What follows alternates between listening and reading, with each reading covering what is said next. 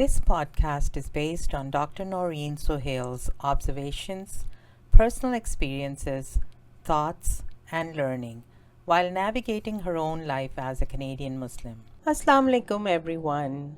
This is Dr. Noreen Sohail, and you are listening to Illuminate. This is a continuity of our conversation from the last podcast. We were talking about gender equity and equality. Please listen to the Equity and Equality Part 1 if you have not heard it yet to understand the topic better. In summary of Part 1, women's liberation was imposed at such a higher scale that women's identity was lost, and it became an inequitable environment for most women. We walked through the example of a phone and a laptop and how they were similar and yet unique in their function and technology. To continue with the similarities and differences, let's take the example of the relationship of a shoe and the foot. Would you wear your left shoe on your right foot and vice versa? I know I can't. For argument's sake, well, why not? Aren't they both feet? They look similar. They're the same size, equally helpful for your mobility, yet they are different. It is the same for men and women. We are very similar, yet different in a unique way. Who would you go to first when you're distressed? Your mom or your dad? A large majority of you will say your mom. There are several reasons to that. Primarily, your mother nourished you and surrounded you even before your birth. She invested in you with her time, energy, and emotions during your early years.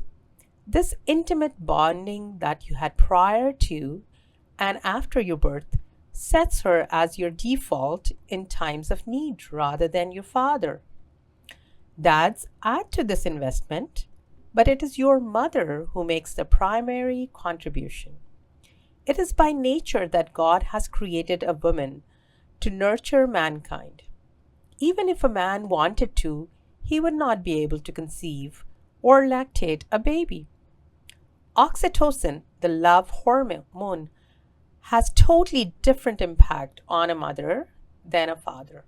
A mother produces milk for her baby, whereas father gets pleasure for himself. Similarly, women and men's thought processes, their reactions, their mindsets are completely different. This is not new knowledge. And there's a very popular image of a comparison of women versus man's brain on the net, which shows men focused on intimate relationship and themselves, whereas women are more focused on family and creativity. As a norm, we hear jokes about how different women are versus men in their behavior, mindset, and actions. It is these significant differences that make us realize the similarities and differences of our gender.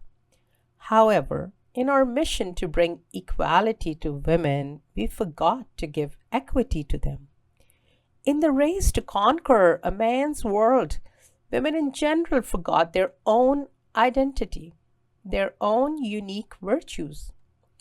As a result, we have a whole generation of mothers who, in the depth of their hearts, feel the guilt of leaving their young children at a child care center. I know most women can relate to tears on their first day back to work after maternity leave. On a personal level, this pain is like skin is being ripped off the flesh. Even more for the child. The kids voice their pain by crying, but who listens to them? The magnitude of trauma is unbelievable, especially more in the early years, and yet no one speaks about it because we are so engulfed in equality with men, and then mom and child resilience comes into play, and we feel all is good, not realizing that this premature detachment causes permanent psychological damage, adding to the reason of increasing number of mental health issues. I feel like we shouldn't be surprised if our kids care less for their parents as adults. because that's what we modeled for them, didn't we? Although many of us may justify our commitments to our jobs as means of luxuries and comfort for our children, we're forgetting, though, that a genuinely caring, empathetic, and wise caregiver is no match to any form of luxury and comfort. Not to mention the impact of this quote unquote equality on marital life. You don't need imagination to understand the chaotic mornings, the imaginary hugs and kisses that never reach the spouses or kids, the feeling of despair when the school homework is forgotten at home, the tight knot in the stomach when the school calls to report that your child is sick and you know picking them up will be a challenge. The stress of juggling day to day demands takes away from the joy of being healthy, safe, and together. It feels like you are in a speeding open train, feeling the pressure of the wind against your body. You can barely see, feel, or even balance. It is for these reasons men and women abstain from having children in their 20s and miss the prime age to have children. Dare I say that 1 in 6 people worldwide experience infertility. These are the numbers by World Health Organizations, by the way. How do we solve this problem, you ask? Well, let's wait for part 3 of this series then.